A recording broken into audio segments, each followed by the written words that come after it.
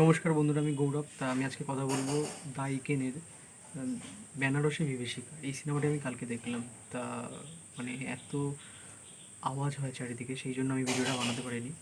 তা এখনও হয়তো হচ্ছে। তা আমি বলবো মানে এই সিনেমাটি কেমন লেগেছে। আমি বলবো এর আগে যে দুটি পার্ট সিনেমা হলে রিলিজ হয়েছিল, আমি সেকেন্ড পার্টটাও সিনেমা হলে গিয়ে দেখেছিলাম। তা সেটা আমার অত ভালো লাগেনি, কিন্তু প্রথম পার্টটা ভালো লেগেছিল।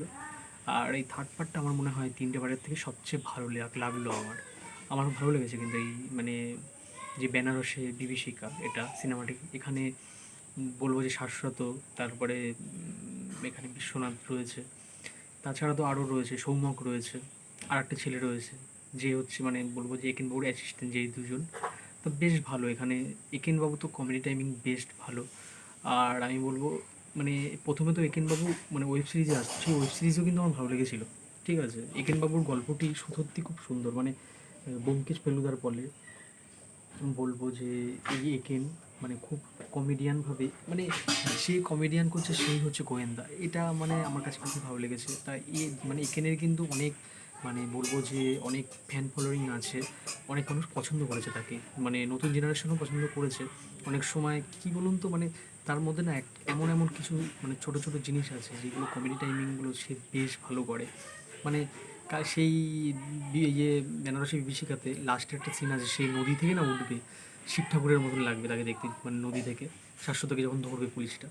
এখন বললে কোনো রিভিল হওয়ার ব্যাপার নেই। তা সেই জায়গায় তারপরেই কিছুক্ষণ পর যখন দেখবে তার পকেটে ফোনটা ভিজে গেছে, তা আবার কিছুক্ষণ পরে সে তখনই বলবে যে মানে তার বউকে নিয়েছে, তার বউ যদি ফোন করে, ফোন এমনি নাকি ভয়তে শুকিয়ে যাবে। তা এরকম ছোটো ছোটো সংলাপ রয়েছে, সেইগুলো বেশ ভালো লাগবে। আর আমি বলবো যে এখানে কিন্তু যেরকমভাবে বাজেটের মানে খাদান সিনেমা বা যে কমার্শিয়াল সিনেমা যেরকম বাজেট লাগে, সেরকম কিন্তু বাজেটের কোনো ব্যাপার না, কারণ সেটা বোঝা গেছে যে হ্যাঁ বাজেট কম। কিন্তু আমি বলবো সিনেমাটি কিন্তু ভালো ব্যবসা করছে। সিনেমাটি 5 কোটির উপরে ইনকাম করে ফেলেছে এখনও অবধি। তো সিনেমাটি ভালো ব্যবসা করছে।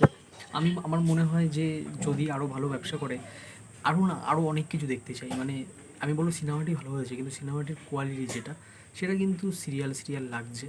মানে আমি বলবো যে সিরিয়াল লাগছে কোনটাকে বলছি আমি বলবো যে কোয়ালিটি যেটা, সেটা কিন্তু খুব যে হয়েছে সেটা না। তো সেটা যেন একটু মানে সিনেমা বড় পর্দায় দেখলে যেরকমটা লাগে সেরকমটা যেন হয়। আমি বলবো মানে সিনেমার কোয়ালিটি, ক্যামেরা কাজ আরও যেন দারুণ হয়, সিনেমাটিক টাইপের হয় আরও ভালো। তা আমি এইটাই চাই যে তাছাড়া সিনেমাটির গল্প কিন্তু সত্যিই খুব ভালো হয়েছে। আমার একেনবাবু এই যে এই থার্ড পার্টটি বেনারসি বিভীষিকা, এটা সত্যি খুব ভালো লেগেছে আমার। এখানে যারা যারা অভিনয় করেছেন, এখানে গৌরব রয়েছে, আরও অনেকে রয়েছেন এখানে। ঠিক আছে, অনিন্দ বলে একটা ছেলে রয়েছে। ঠিক আছে, তারপরে ঈশা রয়েছে, ঈশা সাহা। তাদেরকে আমি বলবো যে গৌরব বাদে তাদেরকে মানে এদের যে বিশাল স্পেস রয়েছে সেটা কিন্তু নেই। মানে সেটা আমি জানি না, এখানে আরও ছোটো ছোটো যারা আর্টিস্টরা রয়েছে তাদেরকে নিলেই হয়তো হতো, কিন্তু এখানে তাদেরকে নেওয়া হয়েছে। আমি ভেবেছিলাম কিছু একটা হবে, কিন্তু সেরকম কিন্তু কিন্তু কিছু না। হয়তো সিনেমাটির মানে বলবো যে এই যে ইনকাম করছে, এই দামি দামি মুখগুলো রাখতে চেয়েছেন তারা, সেই জন্যই তারা হয়তো মানে এই সিনেমার যারা মানে প্রডিউসার আছে তারা হয়তো চেয়েছে যে সিনেমাটির আর্টিস্টরা যেন ভালো থাকুক। আমার মনে হয় সেইটাই। তাছাড়া কিন্তু আমার মনে হয়নি যে তাদেরকে দেখে যে খুব একটা সুবিধার হয়েছে অভিনয়ে। তা আমার কাছে সিনেমাটি ভালো লেগেছে। তোমাদের কেমন লেগেছে তোমরা কিন্তু কমেন্টে জানাতে পারো।